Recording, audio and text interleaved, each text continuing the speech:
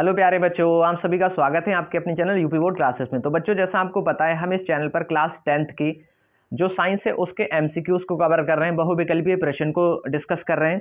Most important बहुविकल्पीय प्रश्न को discuss कर रहे हैं हम इस चैनल पर। बच्चों, हम आपको बता दें कि इसी चैनल पर हम मैथमेटिक्स और सोशल साइंस के पीवाईक्यू को भी सॉल्व कर रहे हैं। जो सोशल साइंस है उसके हम एमसीक्यूज को कवर कर रहे हैं और जो मैथमेटिक्स है उसके हम प्रीवियस ईयर के क्वेश्चन को डिस्कस कर रहे हैं। तो बच्चों, अगर आप चैनल पर नए हैं तो चैनल को सब्सक्राइब कर लीजिएगा, घंटे वाले बेल आइकन को प्रेस कर लीजिएगा, जिससे जितनी भी वीडियो अपलोड करें उसका नोटिफिकेशन आप तक पहुंचता है।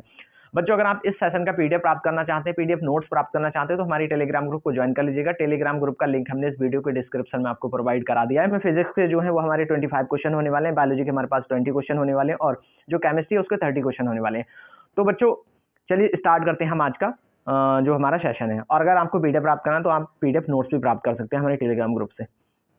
तो बच्चों, क्वेश्चन नंबर 1 है हमारा, डायनेमो का सिद्धांत आधारित है। तो बच्चों, हम आपको बता दें जो डायनेमो होता है उसका जो सिद्धांत है वो आधारित है आपके ऊष्मीय धारा के ऊष्मीय प्रभाव पर। बच्चों, हम आपको बता दें अगर जो आपका विद्युत बल्ब है उसका भी जो कार्य सिद्धांत है वो भी आपका धारा के ऊष्मीय प्रभाव पर आधारित है। और अगर जो आपका विद्युत हीटर है उसका अगर कार्य सिद्धांत को कहेगा तब भी वो आपका धारा के ऊष्मीय प्रभाव पर आधारित है। बच्चों, अगर वो आपसे पूछ ले कि मोटर किस सिद्धांत पर कार्य करती है तो वो भी इसी सिद्धांत पर कार्य करती है मोटर। और अगर वो ये पूछ लेगा कि मोटर किस ऊर्जा को किस ऊर्जा में कन्वर्ट करती है, चेंज करती है, तो बच्चों जो विद्युत मोटर होती है वो आपकी विद्युत ऊर्जा को यांत्रिक ऊर्जा में परिवर्तित करने का कार्य करती है। और जो विद्युत जनरेटर होता है बच्चों, वो आपका यांत्रिक ऊर्जा को विद्युत ऊर्जा में परिवर्तित करने का कार्य करता है। बच्चों, जितनी भी हम ये समरी एक क्वेश्चन के साथ में आपको बता रहे हैं, इसको आप लिखते हुए चलिएगा या सुनते हुए चलिएगा, बहुत इंपॉर्टेंट है आपके लिए। तो चलिए नेक्स्ट क्वेश्चन की तरफ बढ़ते हैं हम लोग। क्वेश्चन नंबर 2 है हमारा, विद्युत धारा उत्पन्न करने की युक्ति को कहा जाता है। तो बच्चों, विद्युत धारा उत्पन्न करने की युक्ति को क्या कहा जाता है? तो उसको कहा जाता है जनित्र। नेक्स्ट, अगर हम बात कर लें बच्चों यहाँ गैल्वेनोमीटर, तो गैल्वेनोमीटर क्या करता है, जो धारा होती है उसकी डायरेक्शन को मेजर करता है, या ये कह लीजिए कि धारा को डिफ्लेक्शन को रिप्रेजेंट करता है।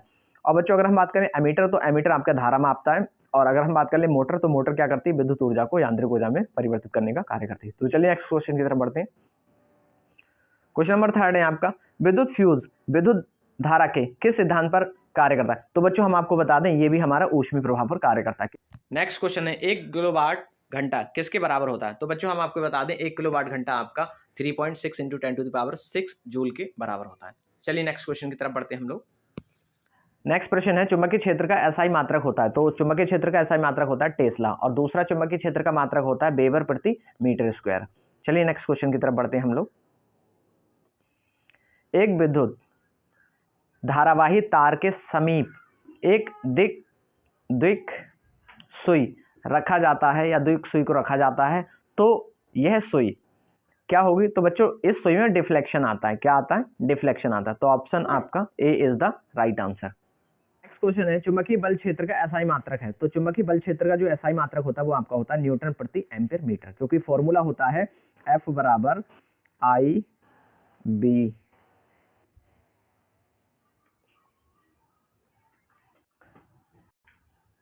क्योंकि जो फॉर्मूला होता है वो होता है आपका F बराबर I B L sine theta.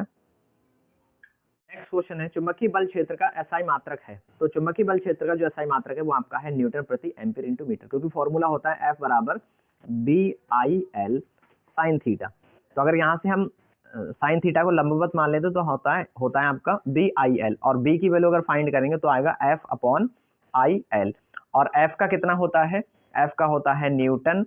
क्या था, मैं एक बार फिर लिख देता हूँ, बी बराबर F upon I L. F का होता है न्यूटन, आई का एम्पियर और ए का मीटर। तो आपका ऑप्शन कौन सा वाला करेक्ट है? तो ऑप्शन सी वाला करेक्ट है। नेक्स्ट क्वेश्चन, विद्युत धारा के प्रवाह दक्षिण से उत्तर दिशा में हो तो दिक सूचक का विक्षेप होगा। तो बच्चों, हम आपको बता दें जो विद्युत धारा है उसके परपेंडिकुलर होती है, लंबवत होती है। अगर विद्युत धारा का जो आपका प्रभाव बताया जा रहा है वो दक्षिण से उत्तर की तरफ बताया जा रहा है, तो हम एक काम करते हैं, उत्तर से दक्षिण। तो जो आपका विद्युत धारा है वो इस डायरेक्शन में फ्लो हो रही है, इस डायरेक्शन में फ्लो हो रही है। तो आपका जो दिक सूचक है उसका सॉरी, तो आपका जो दिक सूचक है वो किस डायरेक्शन में होगा? वो पश्चिम की तरफ होगा, क्योंकि वो लंबवत होगा 90 डिग्री। अगर आप यहाँ पर आप फ्लेमिंग का लेफ्ट हैंड रूल अप्लाई करेंगे तो उससे भी आप इसकी डायरेक्शन को निकाल सकते हैं। चलिए नेक्स्ट क्वेश्चन।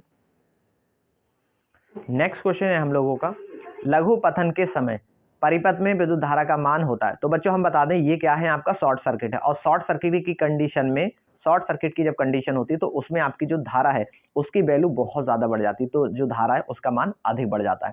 बच्चों हम आपको बता दें, अगर ये आपको वास्तव में पसंद आ रहा है तो इसको लाइक कर दीजिएगा, सब्सक्राइब कर लीजिएगा और अपने साथियों के साथ इसको शेयर जरूर कर लीजिएगा। और अगर आपको पीडीएफ नोट्स प्राप्त करना है तो आप टेलीग्राम ग्रुप को ज्वाइन कर सकते हैं। टेलीग्राम ग्रुप का लिंक हमने इस वीडियो के डिस्क्रिप्शन में आपको दे दिया है। बच्चों एक चीज और बता दें, अगर कोई 12th की तैयारी कर रहा है तो उसके साथ भी आप इस चैनल को शेयर कर सकते हैं, क्योंकि हमारे इस चैनल पर 12th क्लास की पूरी फिजिक्स को कंप्लीट करा दिया गया है। नेक्स्ट क्वेश्चन हम लोग डिस्कस कर रहे हैं। नेक्स्ट क्वेश्चन है विद्युत मोटर की क्रिया आधारित है। तो बच्चों विद्युत मोटर की जो क्रिया है वो आधारित है आपके विद्युत धारा और चुंबकीय धारा के प्रभाव पर। ठीक है, विद्युत धारा की दिशा में परिवर्तन होने पर चुंबकीय क्षेत्र की दिशा, तो अगर विद्युत धारा की दिशा में परिवर्तन होगा बच्चों तो जो चुंबकीय क्षेत्र है उसकी भी दिशा में परिवर्तन जरूर होगा, क्योंकि उसकी दिशा जो है वो बदल जाती है। चलिए नेक्स्ट क्वेश्चन देखते हैं। डायनेमो से किस प्रकार की धारा प्राप्त होती है। तो बच्चों जो डायनेमो होता है उससे डीसी हमको जो धारा है वो प्राप्त होती है, और अगर प्रत्यावर्ती धारा जनित्र होगा तो उससे हमको प्रत्यावर्ती धारा प्राप्त होगी। चलिए नेक्स्ट क्वेश्चन देखते हैं। विद्युत में आवेश रहते हैं। तो बच्चों हम आपको बता दें, जहां पर धारा बहेगी या विद्युत धारा होगी वहां पर आपका जो आवेश है वो गति अवस्था में रहेगा। नेक्स्ट क्वेश्चन, नेक्स्ट क्वेश्चन है आपका 100 वॉट 220 वोल्ट के विद्युत बल्ब के तंतु का प्रतिरोध होगा। तो बच्चों प्रतिरोध का फॉर्मूला होगा R बराबर B²/P।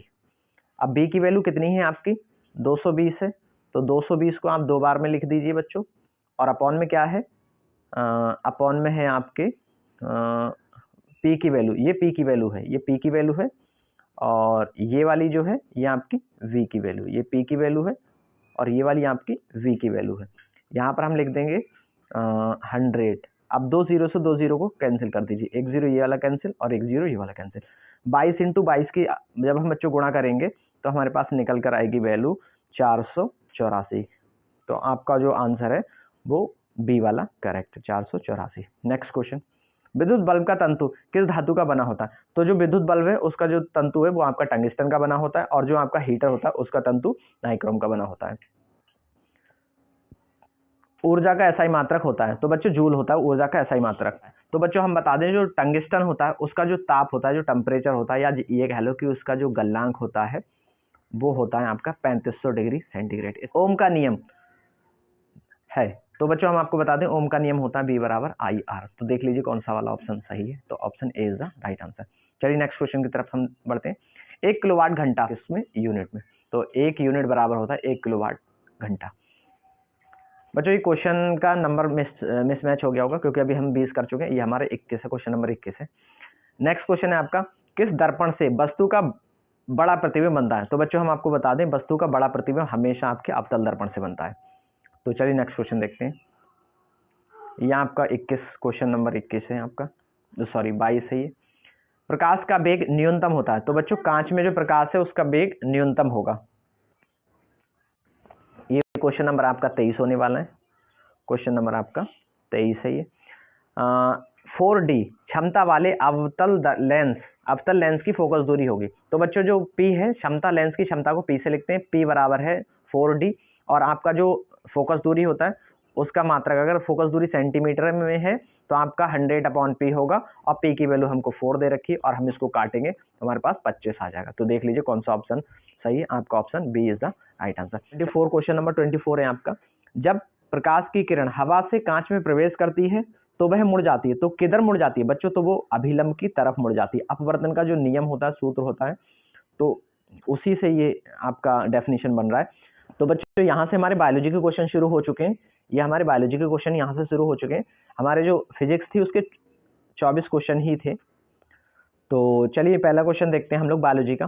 पत्तियों में गैसों का आदान प्रदान कहाँ होता है। तो बच्चों हम आपको बता दें, जो रंध्र होते हैं, जो पोर्स होते हैं, वहां से आपका जो गैस है उसका आदान प्रदान होता है। तो चलिए नेक्स्ट क्वेश्चन देखते हैं हम लोग। पौधों में बाष्पोत्सर्जन किस भाग में होता है। तो बच्चों जो बाष्पोत्सर्जन है वो आपका जो पत्ती होती है उसी में होता है, प्लांट के, पौधों के। तो चलिए नेक्स्ट क्वेश्चन देखते हैं। मानव रक्त में उपस्थित यूरिया की मात्रा सामान्य मात्रा होती है। तो बच्चों 20 मिलीग्राम होती है यूरिया की मानव शरीर में मात्रा। नेक्स्ट क्वेश्चन है आपका, रक्त में आयरन की कमी से होने वाला एक रोग है। तो बच्चों एनीमिया जो है वो आपके रक्त में जब आयरन की कमी हो जाती है तो ये रोग होता है। क्रिया सभी जीव के लिए अनिवार्य है। तो बच्चों सांस जो है, श्वास जो है, वो सभी प्रकार के जीव श्वास लेते हैं, ये अनिवार्य क्रिया है सभी जीवों के लिए। श्वसन क्रिया के दौरान कितनी प्रतिशत ऊर्जा ताप के रूप में निष्कासित होती है? तो बच्चों जो ताप के रूप में निकलती है श्वसन के दौरान वो 20% ऊर्जा निकलती है। नेक्स्ट क्वेश्चन, मनुष्य में वृक्क एक तंत्र का भाग है जो निम्नलिखित है। तो वृक्क तंत्र का जो एक भाग है वो क्या है? आपका उत्सर्जन तंत्र। जो वृक्क है वो आपके उत्सर्जन तंत्र का एक भाग है। तो चलिए नेक्स्ट क्वेश्चन देखते हैं हम लोग। पादप में जाइलम उत्तरदायी हैं। तो जो पादप में जाइलम होते हैं वो आपके जल का वहन करने के लिए उत्तरदायी होते हैं, और जो पादप में फ्लोएम्स होते हैं बच्चों वो आपके खाद्य पदार्थों का संवहन करने के लिए उत्तरदायी होते हैं। तो याद रखिएगा, अगर जल की बात करेगा, जल का वहन करने के लिए तो जाइलम होंगे, और अगर आपके जो फूड है, जो खाद्य पदार्थ है उसका वहन करेगा तो वो आपका फ्लोएम्स होंगे। चलिए नेक्स्ट क्वेश्चन देखते हैं। और एक चीज और ध्यान रख लीजिएगा कि जो आपके जाइलम्स होते हैं वो आपके जड़ों में पाए जाते हैं। जड़ों से जो आपका वाटर होता है वो लेकर जाते हैं प्लांट की पत्तियों तक, और जो फ्लोएम्स होते हैं वो पत्तियों में उपस्थित होते हैं या तनों में उपस्थित होते हैं, हरे जहाँ भी हरा पार्ट होता है उसका प्लांट का वहाँ पर उपस्थित होते हैं, और जो फूड बनता है, जो खाद्य पदार्थ बनते हैं उसको पूरे प्लांट में ले जाने का कार्य करते हैं।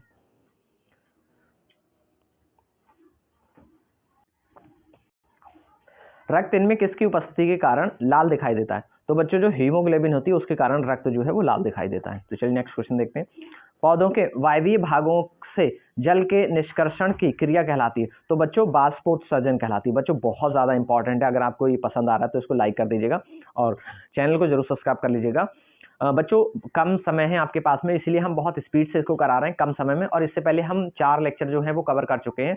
10-10, 15-15 मिनट के है वो लेक्चर, आप उसको देख लेंगे तो बहुत ज़्यादा आप अच्छा उससे कर पाएंगे।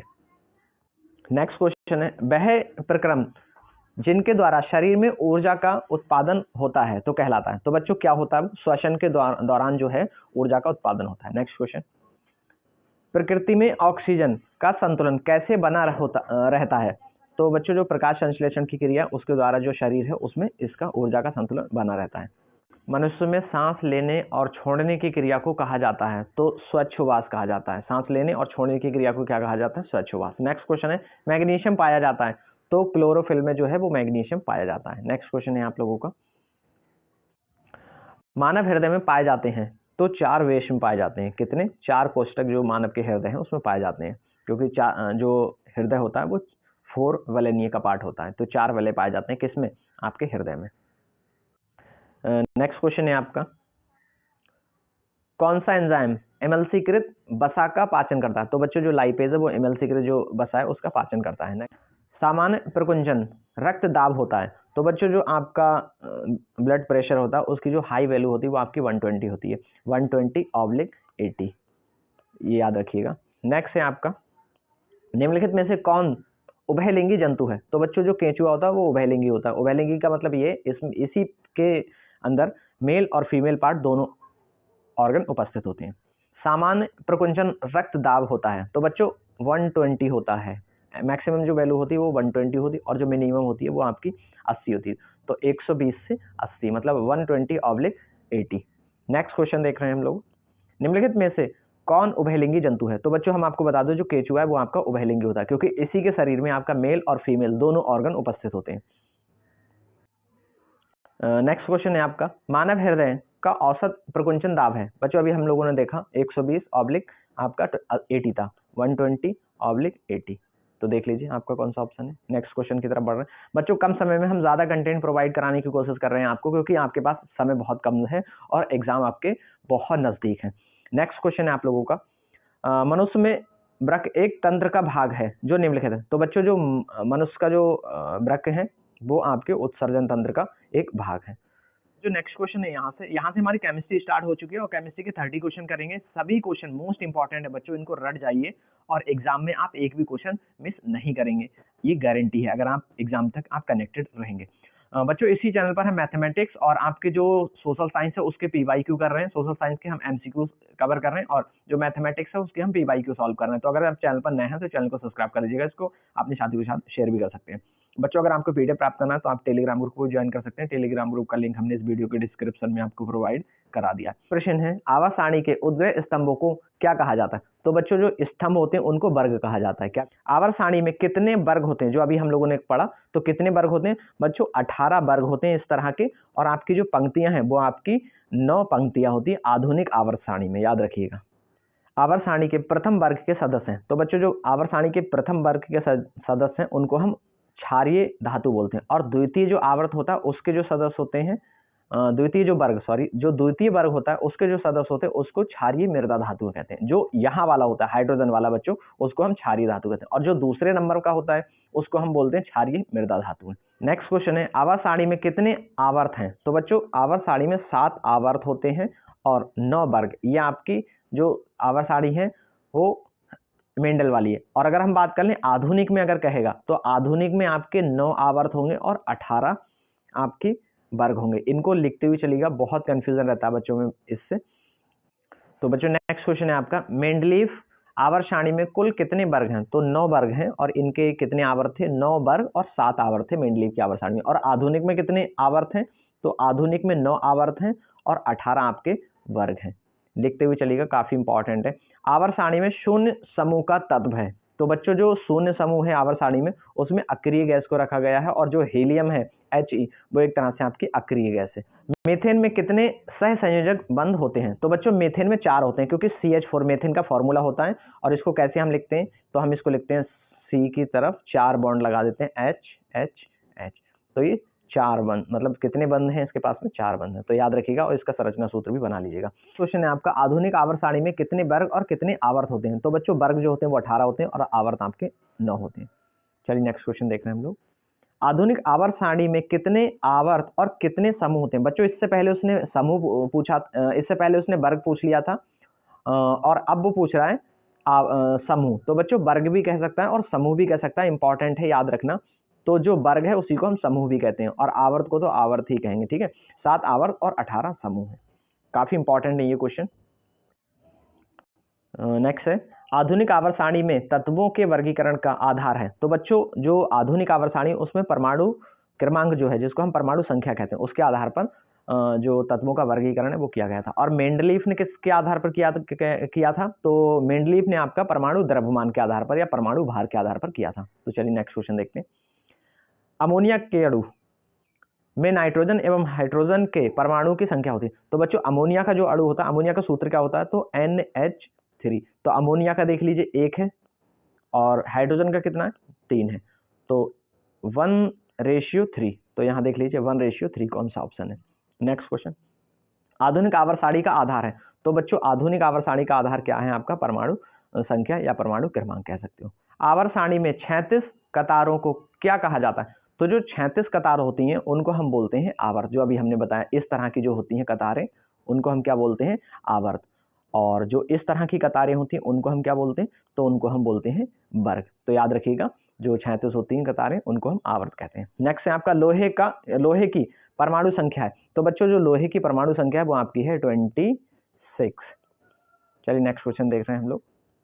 आधुनिक आवर्त सारणी में वर्गों की संख्या स्तंभ या समूह की संख्या, मतलब वर्ग को इस ऊर्ध्वाधर स्तंभ भी कह सकते हैं, ऊर्ध्व स्तंभ, और समूह भी कह सकते हैं, की संख्या कितनी होती? तो बच्चों आपको पता होना चाहिए 18 होती, 18 होती, ठीक है। अच्छा बच्चों इसके हम एक क्वेश्चन और बता दें आपको, जो आयरन होता है, लोहा जो होता है, उसका ये सिंबल भी पूछ सकता है। तो Fe जो है वो आपका लोहे का सिंबल है, और Fe का मतलब होता है फेरस। चलिए नेक्स्ट क्वेश्चन देख रहे हैं हम लोग। नेक्स्ट क्वेश्चन है, आधुनिक आवर्त सारणी में आज तक ज्ञात तत्व है।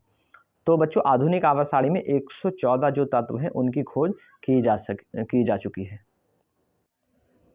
नेक्स्ट क्वेश्चन है, मेंडलीफ आवर्त सारणी में तत्वों के वर्गीकरण का आधार था। तो बच्चों जो मेंडलीफ की आवर्त सारणी थी उसमें परमाणु द्रव्यमान या फिर परमाणु भार का आधार था, ठीक है। नेक्स्ट क्वेश्चन है, ओजोन के एक अणु में ऑक्सीजन के परमाणुओं की संख्या होती है। तो बच्चों जो ओजोन होता है उसका सूत्र क्या होता है? तो उसका सूत्र होता है आपका O3, और 3 ऑक्सीजन वहां पर होते हैं। तो कितने ऑक्सीजन के अणु होते हैं वहां पर? 3, मतलब ऑक्सीजन के जो परमाणु होते हैं वो कितने होते हैं बच्चों? आपके 3 होते हैं। नेक्स्ट क्वेश्चन है बच्चों आपका, आवर्त सारणी में कितने आवर्त होते हैं? तो आवर्त सारणी में आपके 7 आवर्त होते हैं, काफी बार हम इसको रिपीट भी कर चुके हैं। हीलियम कैसा तत्व है? तो बच्चों जो हीलियम है वो आपका एक तरह से अक्रिय तत्व है, या ये कह सकते हो कि अक्रिय गैस है। बच्चों नेक्स्ट क्वेश्चन है, निम्नलिखित में कौन ऑक्सीकारक नहीं है? तो बच्चों हम आपको बता दें, जो आपका अवक्षेपण है वो ऑक्सीकारक नहीं है यहाँ पर, जबकि दहन भी ऑक्सीकारक है, श्वसन भी ऑक्सीकारक है, और भोजन का पचना भी ऑक्सीकारक है, जबकि आपका अवक्षेपण ऑक्सीकारक नहीं है। तो चलिए नेक्स्ट क्वेश्चन देख रहे हैं हम लोग।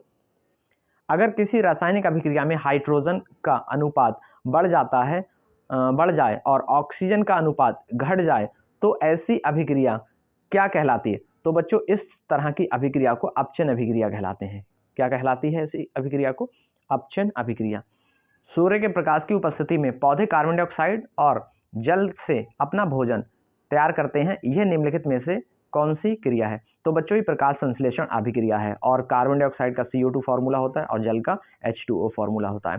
तो यहाँ पर क्या बनता है, जब ये आपका प्रकाश संश्लेषण होता है तो आपका ग्लूकोज और ऑक्सीजन प्राप्त होती है। बच्चों याद रखना, जो ग्लूकोज होता है वो जो प्लांट है वो अपनी वृद्धि के लिए यूज कर लेते हैं, और जो ऑक्सीजन होती है वो बच्चों क्या करते हैं, एटमोस्फेयर में उसको रिलीज कर देते हैं, छोड़ देते हैं। नेक्स्ट क्वेश्चन है आपका, निम्नलिखित में से कौन सूर्य प्रकाश अपघटित हो जाता है? तो सूर्य के प्रकाश में कौन अपघटित हो जाता है? तो आपका जो AgBr है, चूना पत्थर को ऊष्मा देने पर CaO और CO2 प्राप्त होता है, इस अभिक्रिया को कहते हैं। तो बच्चों ये कौन सी अभिक्रिया होती है? तो ये आपकी वियोजन अभिक्रिया होती है। कौन सी होती है? वियोजन। अगर गर्म CuO पर हाइड्रोजन गैस प्रवाहित की जाती है तो परत किस रंग का हो जाता है? तो बच्चों हम आपको बता दें, जो परत है वो आपका भूरे रंग का हो जाता है। श्वेत सिल्वर क्लोराइड सूर्य के प्रकाश में धूसर रंग का हो जाता है, ऐसा क्यों है? तो ऐसा इसलिए है बच्चों, सिल्वर क्लोराइड का वियोजन जो Ag है, Ag का मतलब है सिल्वर, और जो Cl है तो Ag का क्लोरीन में होता है, तो इसका वियोजन जो सिल्वर है उसका वियोजन किस में हो जाता है? आपका क्लोरीन में हो जाता है। इस कारण आपका जो श्वेत सिल्वर है वो क्लोराइड सूर्य के प्रकाश में धूसर रंग का हो जाता है। नेक्स्ट क्वेश्चन, ये क्वेश्चन काफी इंपॉर्टेंट है बच्चों। नेक्स्ट क्वेश्चन है, उपचयन या अपचयन अभिक्रिया को क्या कहते हैं? तो बच्चों जो अपचयन अभिक्रिया होती है उसको हम बोलते हैं रेडॉक्स अभिक्रिया। काफी इंपॉर्टेंट है रेडॉक्स अभिक्रिया, वेरी वेरी इंपॉर्टेंट।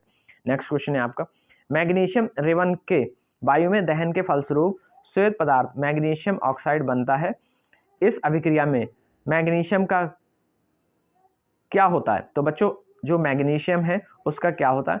तो उसका उपचयन होता है। क्या होता है? उसका उपचयन होता है। तो option B is the right answer. Next question देख रहे हैं बच्चों, यहाँ पर है आपका, संक्षारण किस प्रकार की अभिक्रिया है? तो बच्चों जो संक्षारण है वो एक तरह से आपकी उपचयन अभिक्रिया है। कौन सी अभिक्रिया है? तो वो उपचयन अभिक्रिया है। चलिए नेक्स्ट क्वेश्चन देख रहे हैं हम लोग, मैग्नीशियम रेवन का वायु में दहन एक है, तो बच्चों ये एक तरह से रासायनिक अभिक्रिया। कौन सी अभिक्रिया? रासायनिक अभिक्रिया। तो बच्चों अगर वास्तव में आपको ये अच्छा लगा तो इसको लाइक कर दीजिएगा, और आप चैनल पर पहली बार विजिट कर रहे हैं तो इसको सब्सक्राइब कर लीजिएगा। और बच्चों अगर आपको इसका PDF प्राप्त करना है तो हमारे टेलीग्राम ग्रुप को ज्वाइन कर लीजिएगा। टेलीग्राम ग्रुप का लिंक हमने इस वीडियो के डिस्क्रिप्शन में आपको प्रोवाइड करा दिया है। तो बच्चों नेक्स्ट क्लास में मिलेंगे, तब तक के लिए bye bye, take care, thanks for watching.